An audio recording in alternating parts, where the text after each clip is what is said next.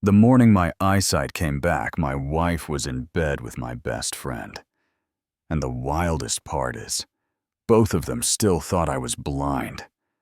So let me ask you right now, if it were you, what would you have done in that moment? My name is Philip, and where I come from, people used to call me the Prince of Abuja. I grew up in a world where the roads to our house were lined with manicured hedges, where the mansion in my Tama, with the white columns and gold leaf gates, was more like a landmark than a home. We had ranches that stretched across the savannah. We supplied beef to half the country. We imported machinery, textiles, pharmaceuticals, real estate. You name it, my family's hands were in it. From Garki to a Socorro, when people mentioned our surname, conversations dropped a little lower. People chose their words more carefully. On weekends, you could see me galloping across the polo field at the Guards Club, swinging that mallet under the Abuja sun, while people whispered, "That's Philip. He's the one in charge now." But before I was the man with all that, I was just a boy, standing beside my father in boardrooms, trying to copy the way he shook hands and stared people down. He'd squeeze a man's hand and then quietly tell me, "When you grip someone like that, they need to know you're in control." And then later at home, he'd spread balance sheets out on the dining table like war maps and say, "Where is the weakness here? Where is the lie?"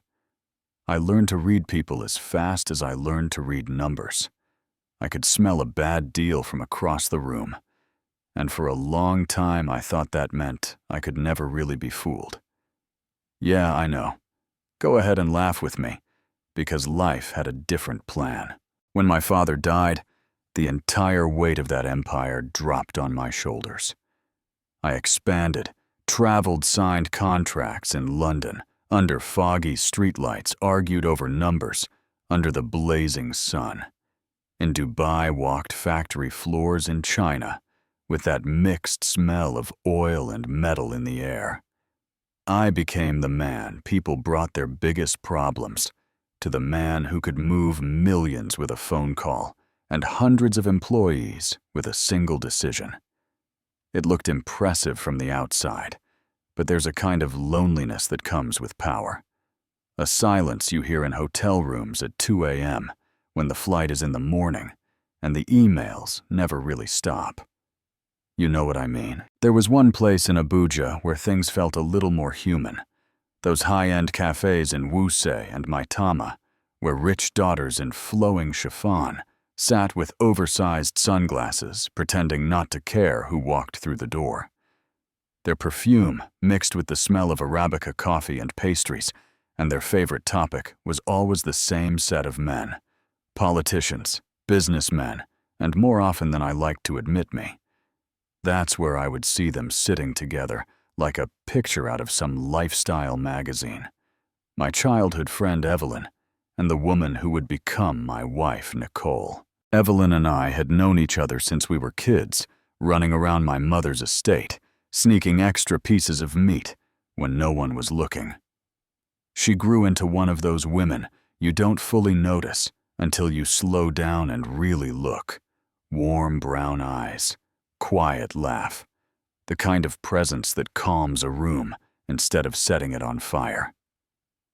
She would show up at my mother's charity drives, stay behind to stack chairs when everybody else went home, call to check on my mom when I was too busy hopping countries.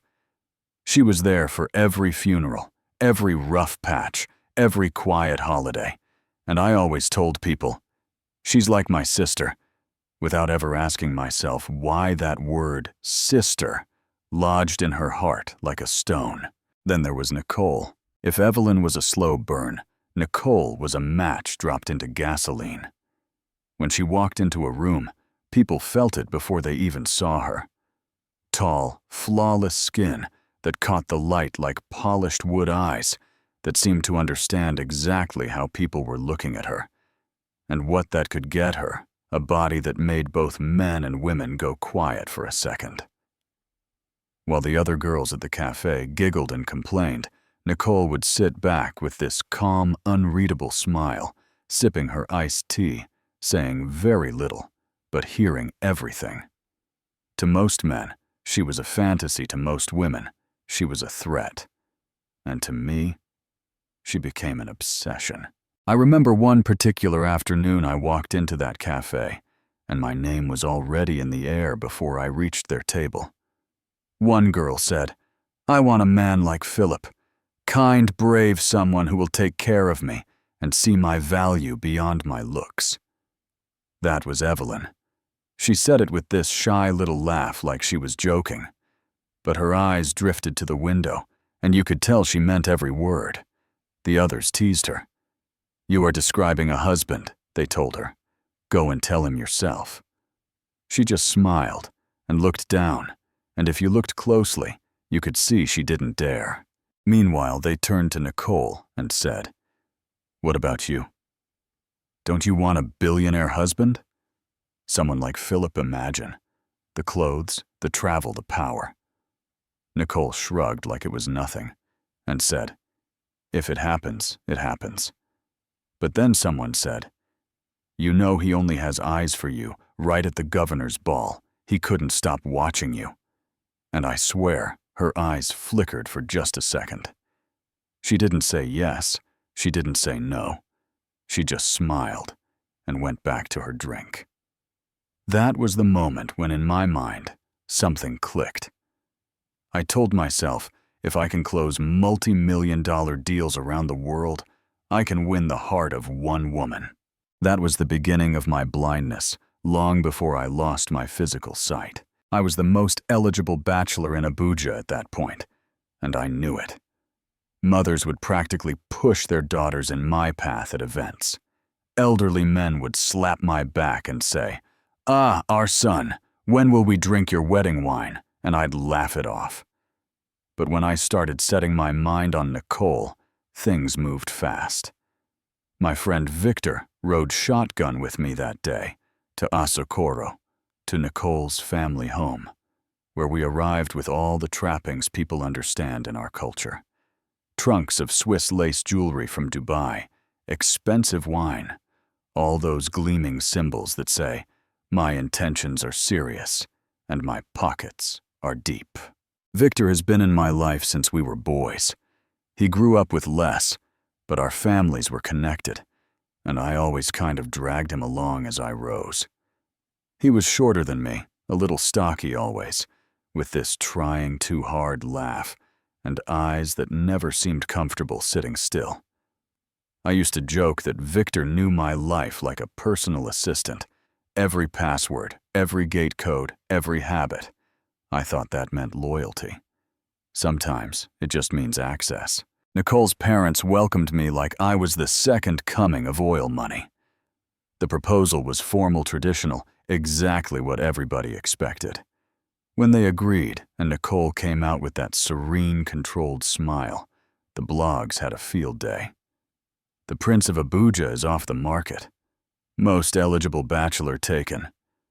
Daughters sat on their beds, scrolling, pretending not to care while their mothers said things like, "You see, some girls are lucky." Lucky. That's one word for it. There was one woman who did not feel lucky that night. Evelyn. She heard the news like everyone else, through whispers, through phones, lighting up through a friend saying, "Did you see Philip propose to Nicole?" I wasn't there when she sat on her bed and cried until her eyes were red, but I learned about it later. She felt like she was losing two people at once. The man she'd loved quietly for years, and the friend she thought she knew. That's the kind of pain that doesn't trend on social media. If you were Evelyn in that moment, what would you have done? Stay close and swallow it, or walk away?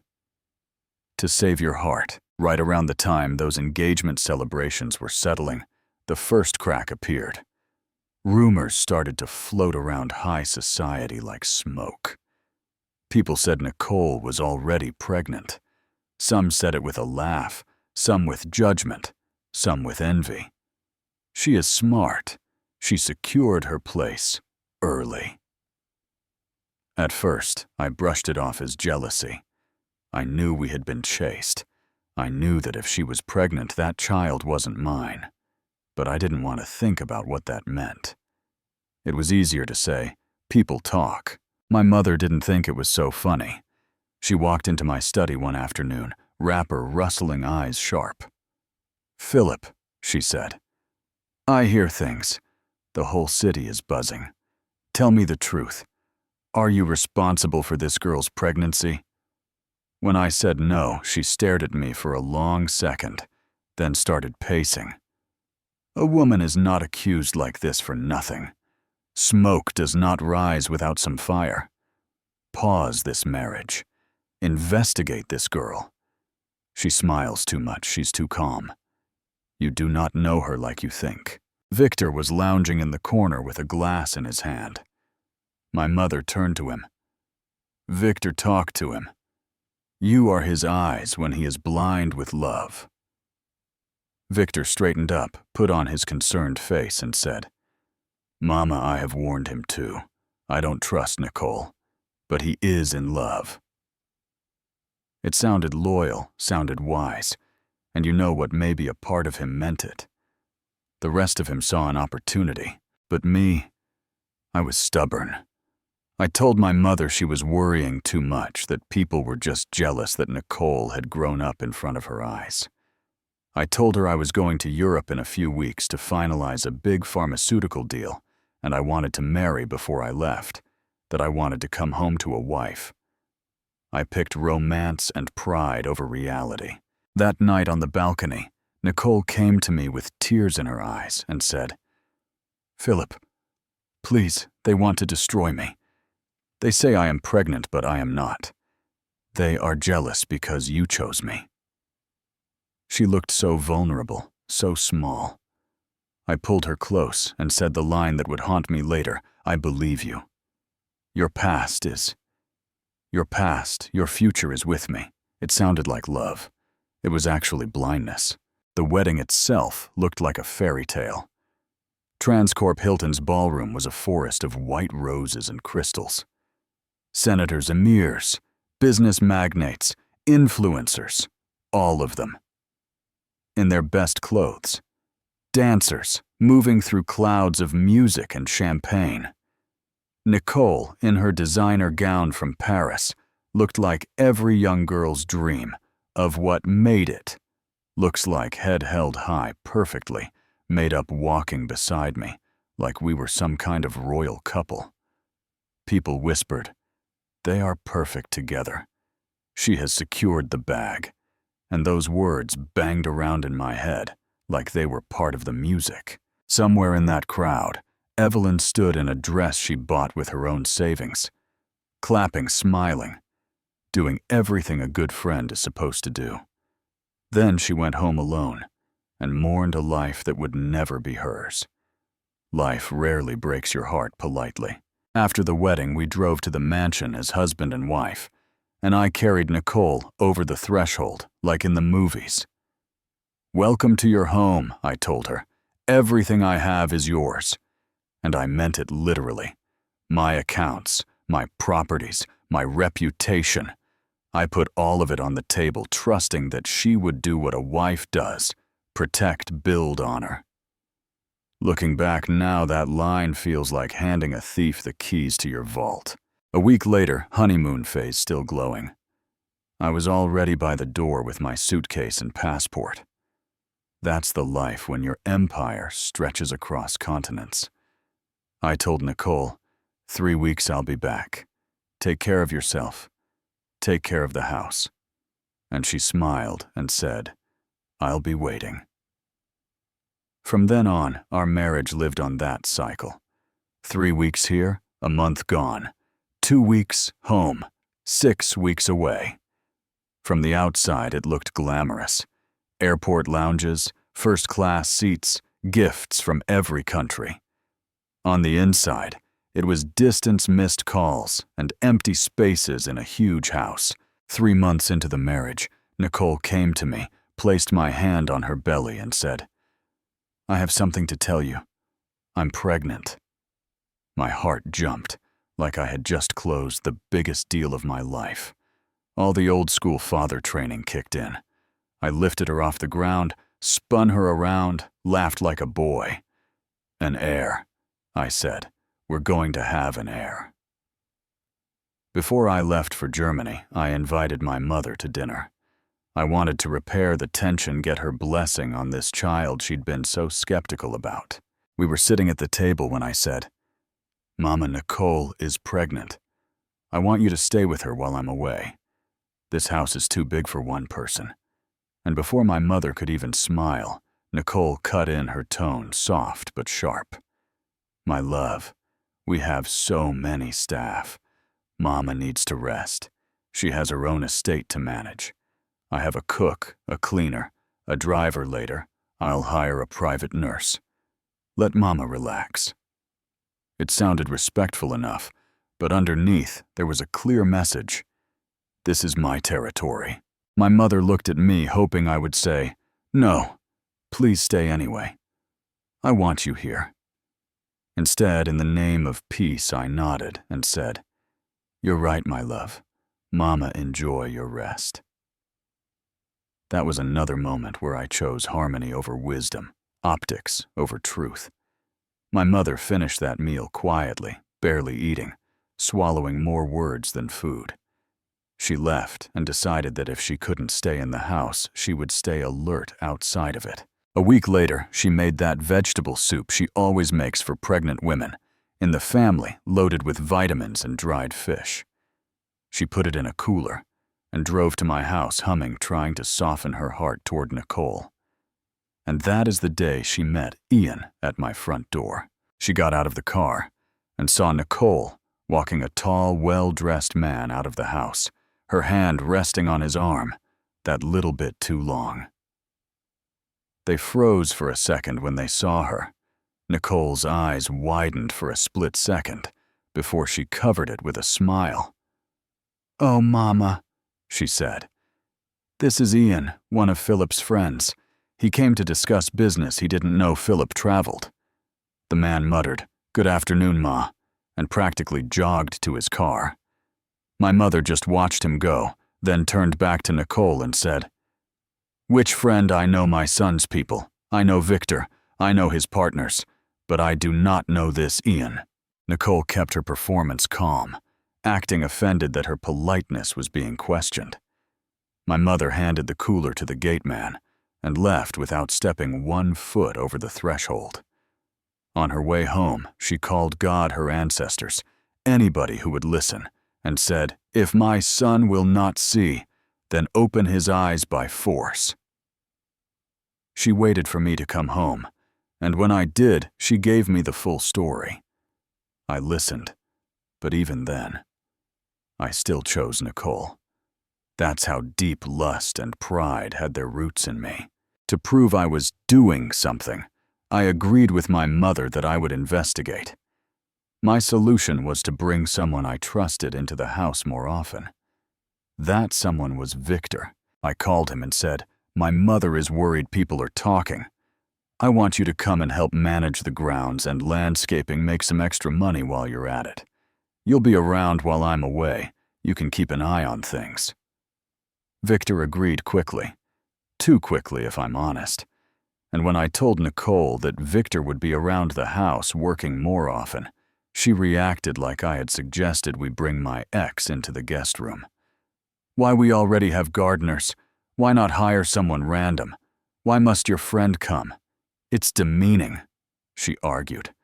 I told myself it was about class, about her not wanting him to see her in casual clothes. Deep down, something twisted. Still, I left on my trip.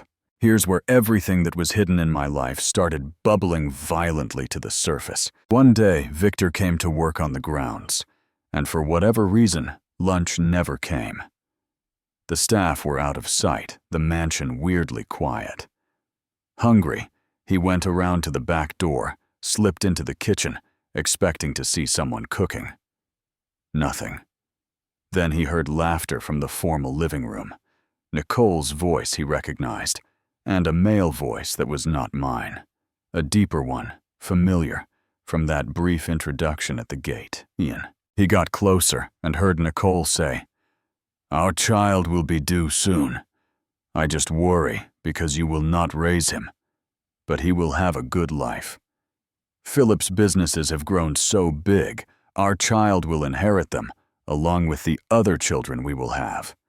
And Ian replied, "I am tired of sneaking around, coming at night, leaving at dawn. Dodging that old witch, I want you all to myself." Then she said it. "Be patient, I am doing this for us. Philip is just the bank." Victor stepped into the doorway, and everything stopped. The conversation, the laughter, the lies. He confronted her, called her a cheater, said he had warned me about her, threatened to tell me to tell the whole city. Ian ran. Nicole panicked. And then that woman did what she knows how to do. She shifted. She sat Victor down, looked at his clothes, his worn jeans, and said, "You have a billionaire friend. Yet look at you eating with staff driving an old car while he flies private. If he really considered you a friend, would you still be struggling like this? You are his gatekeeper, his charity case. He uses you to guard his house while he travels the world." She stabbed every insecurity he had tried to hide. Then she baited the hook. "I can give you money more than he ever gave you a share of this life. Things in this house could feed a whole city, and he pays you with small favors. You keep quiet about what you saw, and you will eat from the same pot these other men are eating from." Bit by bit, his anger turned into greed and desire. By the time she was done with him, he had agreed not just to stay quiet, but to join the mess, to take her body and my money in exchange for silence. So in that one conversation, my best friend went from protector to co-conspirator, and I had no idea. Yeah, that happened. Months later, when Nicole went into labor, I was at the seaport in Lagos. My mother was the one who stood in that private hospital in Woos, watched the baby come out and pulled the doctor aside. "Tell me true," she said. "Is this baby premature?" The doctor, who knew our family, looked uncomfortable and said, "No, Ma, he's full term. In fact, a little over 9 months." My mother did the math. 7 months of marriage plus a full-term baby, and realized the child had been conceived either before the wedding or with some other timeline entirely. She sent an assistant to get me. I flew back and went straight to the nursery. Nicole lay there with perfect makeup, holding Leo wrapped in an expensive blanket. "He came early," she said sweetly. "He just couldn't wait." I lifted him. He was heavier than I expected, and I cried trying to see myself in his tiny face. My mother watched quietly from one side of the room, knowing what she knew, holding her tongue, because she had hit the wall of my denial too many times. When she tried again later to talk about it, I shut her down. "Enough, Mama," I said. "He came early. Nicole already explained you want to turn my joy into shame. Sometimes we choose our pain." Then came the night that almost ended everything for me. 8 months after Leo's birth, we had one of those Abuja storms that feel like the sky is angry at the ground. I left a late meeting in my SUV, rain slamming the windshield so hard, the wipers were losing the fight, the roads quickly filling with water. My driver hit a slick patch. The car spun, crashed through something, and I just remember this weightless moment followed by a violent smack of my head against something solid. Then silence. Then black. By the time I became aware again, people were talking around me. My mother, Nicole, doctors. But everything was still dark. I tried to open my eyes, and all I saw was a wall of nothing. I could hear the fear in my mother's voice when she said, "Doctor, why is he saying he cannot see?" And I felt the room shift when the neurologist explained, "The impact caused brain trauma. This is cortical blindness. His eyes are fine, but the brain isn't processing the signals. It may be temporary. It may be permanent. We will need time." Those words dropped like stones on my chest. A man who has spent his life reading faces, scanning rooms, studying numbers, suddenly having to feel for the edge of his own bed just to stand up. I wouldn't wish that on anybody. I ordered experimental medicine from Germany and India, neuroregenerative treatments, anything they recommended.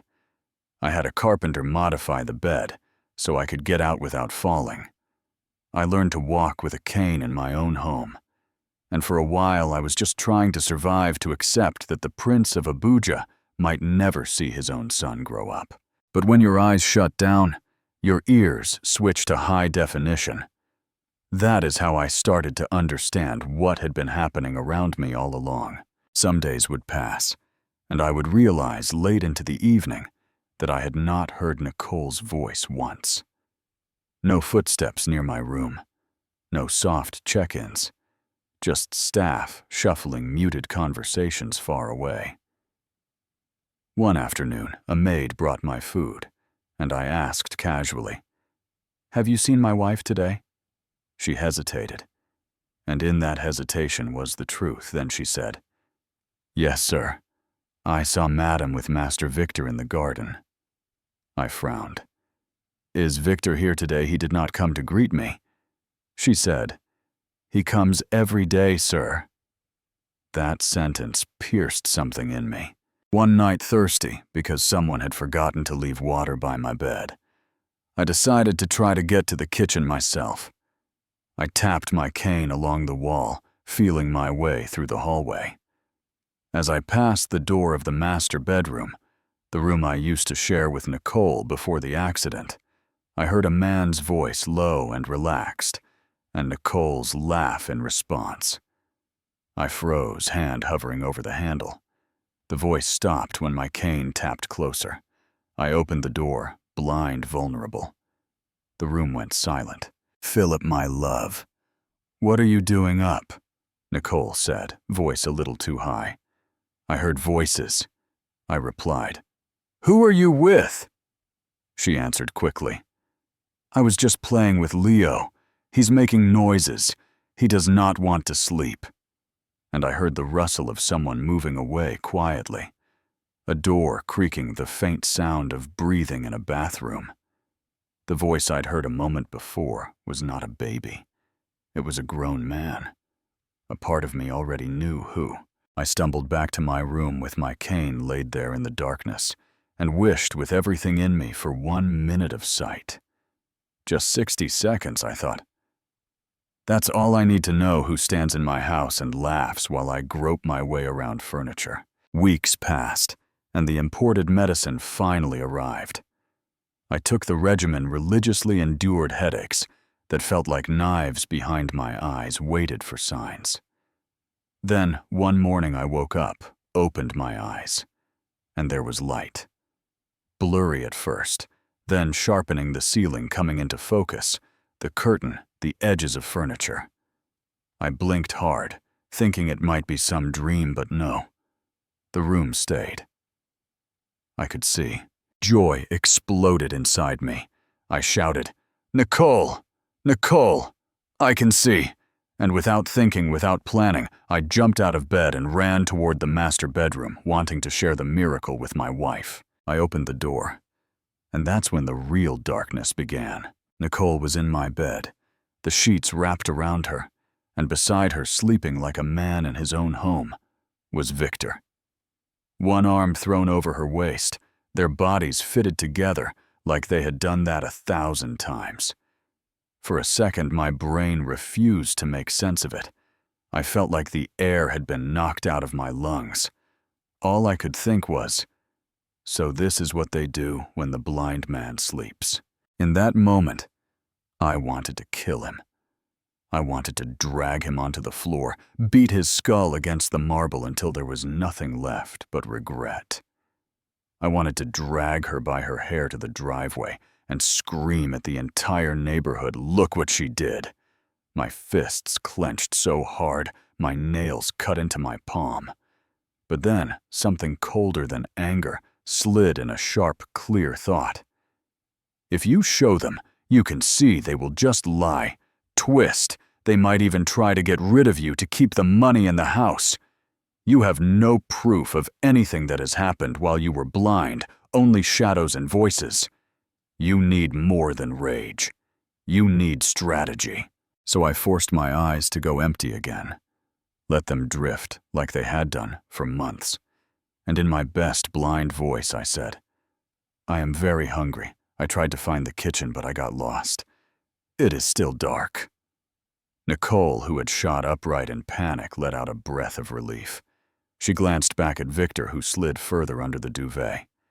She said, just wait for the staff. They will bring your breakfast. I want to feed Leo first. Her tone was dismissive, almost bored. I turned, tapped my cane slowly against the floor, and walked back to my room. I shut the door, leaned my forehead against it, and cried. Not the dignified kind of crying men do at funerals, but deep, gut-deep sobs that tasted like betrayal and stupidity and rage. Then I wiped my face and made a decision. From that day forward, I would stay blind on the outside and see everything on the inside. That was the twist in my story. The day the victim decided to become the hunter. Stick around because what happened next will blow your mind. From that point on, the mansion was my theater. I sat in the living room with my dark glasses on and my cane by my side, looking like a broken man, staring at nothing, while Nicole and Victor sat on my sofa arms, touching, whispering into each other's ears, sometimes even kissing, when they thought I could not see them. The staff passed by, eyes sliding over me, faces carefully blank. No one said, "Sir, something is wrong." They had all chosen a side, and it wasn't mine. One afternoon, as I passed near the master bedroom, I heard Nicole's voice talking to Leo. "Oh, my cute boy, Daddy is here. Go to Daddy." And when I stepped in, pretending to feel my way, I saw Ian sitting there with my child on his lap. The same man my mother saw at the gate, the same voice the maid had heard. Ian. He barely acknowledged me like I was furniture. I said, "My love." I was just going for a walk, and left the room still acting like I saw nothing.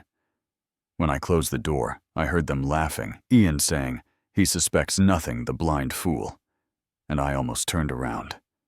But I didn't.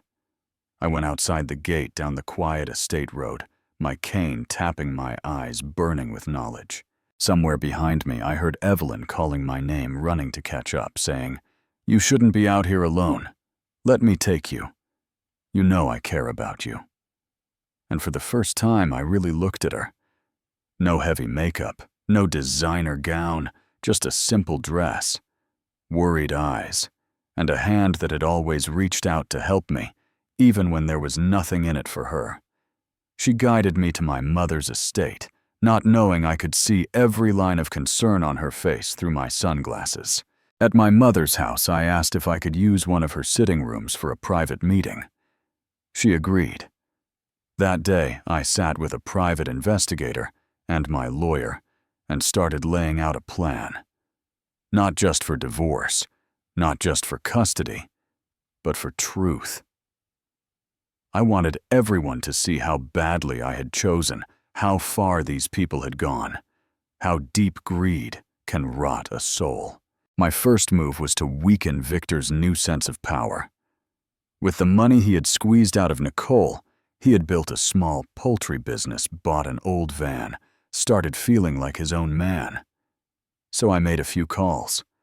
Suppliers who used to pick up my phone on the first ring suddenly couldn't deliver feed or medicine to Victor's farm. Within days, his chickens died in droves, some mysterious disease wiping them out. Orders remained unfulfilled. Investors began calling, shouting, demanding refunds he couldn't give. If greed had made him step on our friendship, greed would also pull the rug out from under him. He ran back to my house, panicking, musty with the smell of sweat and fear. I heard the front door slam. his voice echo up the stairs as he yelled for Nicole. They ran up to the master bedroom. I sat in my study with the door slightly open, listening. He said, "I woke up and every chicken was dead. I owe people millions. I need money now." And Nicole rushed into my office afterward, thinking I was lost in my own darkness. She went to the painting, opened the safe behind it, and started rifling through it. I had cleared it out the day before, moved every last note and document to a different location. She made this frustrated sound like a child denied a toy and went back to Victor. "I can't find anything," she said. And he exploded. "What am I supposed to do?" "You better find a way Nicole or I will tell Philip that Leo is not his. Don't test me. We'll send you back to the gutter." She tried to calm him down, promising to get money from me directly. I sat there smiling to myself, not because any of this was pretty, but because the people who had felt so secure using me were suddenly standing on shaking ground. My next move was simple but brutal. I removed her support. Over a couple of days, I called every staff member to my room, handed them an envelope of cash, and told them, "Take 2 weeks off. Now do not tell Madam anything if she asks. Tell her I sent you." They left quietly, grateful for the money, and too scared to argue with me. The quarters emptied out like smoke. The next morning, Nicole came into my room. Tight voice. "My love, I have been waiting all day. No one brought breakfast. I went to their quarters, and they are gone." I shrugged and said calmly, "And what do you think happened to them? Maybe you should go and find out I am just a blind man. I cannot do much." She had to cook for herself. Burned her eggs. Broke a nail, dropped a pot. Tried to clean while Leo screamed in his crib because there was no nanny to bounce him. When she opened the pantry, she saw almost bare shelves, because I had also quietly arranged for food supplies to stop coming for a while. That day, I left the house with the driver, ate a full meal. With my mother, came back in the evening and listened to Nicole hide her hunger with anger. For the first time in a long time, the house didn't feel like hers. Then came the day of the final act. I called my mother and told her I wanted to host a dinner party at my house to celebrate my health and thank family and friends for their support through my accident. I invited Nicole's parents, Victor's family, Ian's relatives, a few neighbors, and 2 police officers I knew from donations and events. I told them all to come at a specific time. Everybody thought it was just another Billionaire event. They didn't know it was their front row ticket to the end of a story. On the day of the dinner, Victor came early, frantic, needing an answer about money. Nicole let him in and whispered, "You are not supposed to come today, but come. Let's talk upstairs." They passed by me in the living room, assuming as usual that the man behind the dark glasses heard nothing. Once they were in the master bedroom, voices low, I pulled out a burner phone, typed a message to Ian pretending to be Nicole. "Come now, I have the money, Victor is gone, hurry," and hit send. Ian arrived not long after, walked past me with barely a nod, and went straight upstairs, smelling money and expecting a private meeting with his lover. What he found instead was Nicole and Victor together. The argument that broke out could probably be heard by angels. There was a lot of shouting. Who is he? Who is she? Who has been used more? Who does the baby really belong to? Ian accused her of playing both sides, using him for passion, and Victor for backup. Victor accused her of chasing him out the day Ian came before because she was already juggling both men. They both accused each other of greed. She tried to calm them, but anger is like fire. Once it catches, it eats everything. The arguing turned into pushing 2 men wrestling for their pride for money, for a woman who had never really belonged to any of them. They crashed into furniture, stumbled toward the balcony, Nicole screaming, "Stop! Stop! Please!" as they slammed each other against the rail. The metal groaned under the weight and chaos. In one awful second, someone shoved. Someone slipped, and Ian went backward over the railing. Time slowed as he disappeared from view, and then sped up with a sickening thud as his body hit the paved ground below. And right then, as if God had directed it, the front gates opened. My mother walked in with Evelyn Nicole's family behind them. Victor's family. Close by, Ian's relatives, rushing up, neighbors craning their necks, the two officers in uniform.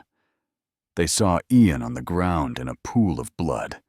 They looked up and saw Nicole and Victor on the balcony, hands gripping the rail faces white. It was like a stage play, everyone in the exact position they needed to be in. I stepped out onto the front steps, tapping my cane, playing my role. "What is going on?" I said loudly. "I hear screaming. Where is my wife, Nicole? My love, where are you?" Ian's family screamed, fell to their knees beside his body. Nicole's mother shouted her daughter's name. Neighbors started whispering, piecing together rumors with the scene in front of them. "She was cheating on him," someone said. "She was seen with that man before," another added. "We told Philip, but he didn't listen," another voice muttered. The officers rushed upstairs, burst into the bedroom, and arrested Nicole and Victor on the spot. They were in shock, stammering, saying it was an accident, that they hadn't meant to hurt anyone. But from where everyone had entered the gate, all they had seen was 3 people fighting on a balcony and one falling to his death.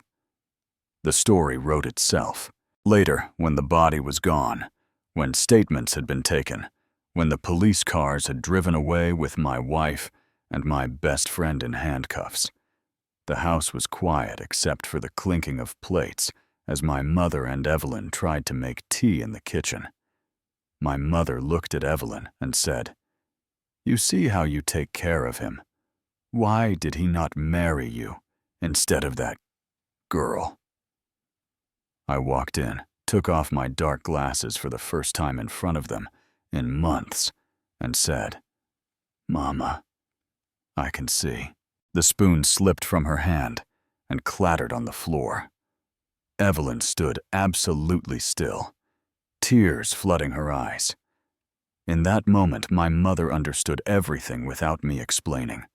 The coldness, the silence, the way things had just happened to line up that night. She shook her head slowly and said, "You are your father's son, but I am sorry that your lesson had to come this way." A month later, I went to Kuje Maximum Security Prison.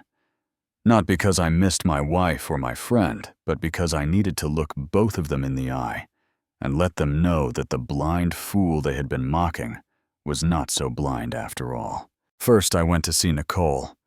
She looked smaller, thinner, her beauty bruised by cheap uniforms and bad lighting.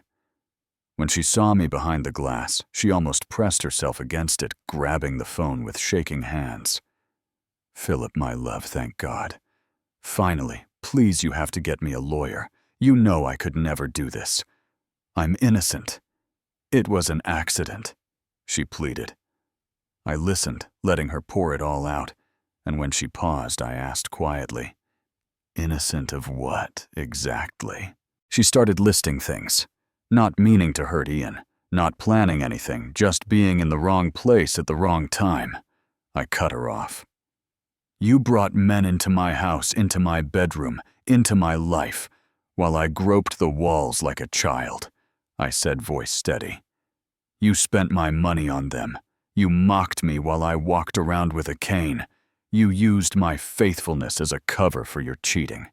You called me a fool. You called me a bank. Tell me, Nicole, what exactly are you innocent of?" She started crying, went into that soft voice I remembered from our balcony talks. "I was lonely. You traveled all the time. I made mistakes," she said. I shook my head. "A mistake is forgetting to call your husband on his birthday, or snapping at someone when you're tired. What you did was strategy." I told her I knew Leo wasn't mine. I told her that he was Ian's son, and that wherever he ended up, he would hear the truth one day. As I stood to leave, she said, "You look pale. You should rest." And I paused, looked at her, and said, "Interesting that you can see how I look." Then I turned and walked away without touching my cane, navigating the room easily. Behind me, her voice cracked into a scream. "Philip, how did you know I said that? You could see all this time," as the guards dragged her away. That was the moment her whole mental picture of me shattered. Not just the blind billionaire, but the man who had seen Eba and every ugly thing and let her hang herself with her own rope. Then I went to see Victor. He looked lost, like a man who'd woken up from a dream to find himself in a nightmare he wrote, but couldn't read. When he saw me, he forced a smile. "My friend," he said. And I almost laughed. I sat down, picked up the phone and said, "Let me tell you a story." And I walked him through every step of my plan. The morning my sight came back, and I saw them in bed, the decision to pretend to still be blind. The sabotaged chickens, the empty safe, the vanishing staff, the text to Ian, the timing of the dinner, the balcony, the fall. His face went from confusion to horror, to a kind of broken understanding. At the end, I told him, "I did not intend for anyone to die that night. I wanted your families to walk into my house and see the truth with their own eyes. All of you caught in the web.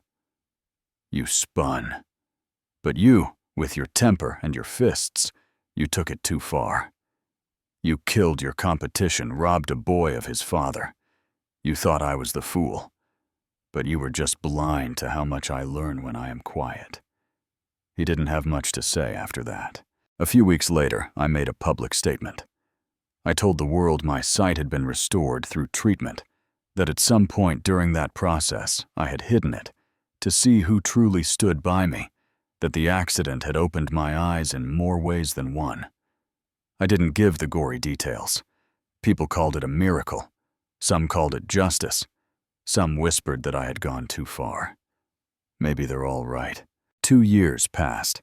Nicole and Victor stayed where they were, fighting appeals and living with their choices. Ian was in the ground, his relatives grieving. Leo grew up with family, who could give him some kind of stable truth about his life, even if it was ugly. My mother slowly accepted that the boy she had called grandson, with so much love, might never have been hers by blood, but still a child of the family, by circumstance. As for me, I stepped away from the day-to-day grind and focused on investments, on breathing, on waking up in a house that no longer felt like enemy territory. Somewhere in that quieter life, I started noticing Evelyn again. Really noticing. The way she would bring food for my mother and stay to wash the plate. The way she would ask about my headaches without making a big scene.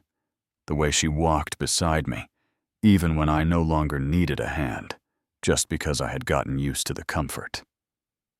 Her love had been steady through my best days and my worst ones, without drama or conditions. In a world full of women who wanted access to my life, she was the one who wanted access to my heart, even when I had nothing impressive left to show. Eventually we got married. No big ballroom, no blog headlines. Just a small ceremony. A handful of people who truly cared, and vows spoken without cameras. We built a home that doesn't echo with the footsteps of strangers in the night. A house where children run around covered in dust and laughter instead of secrets and lies. Kids who are truly mine, not just by name, but by blood and by heart.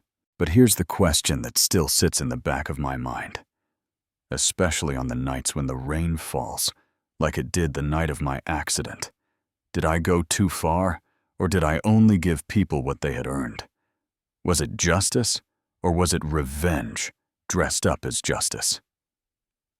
When I sent those texts, when I cleared that safe, when I let people walk into that scene like it was a movie, did I become something darker than the man I had been before their betrayal? That's where I want to pull you in right now.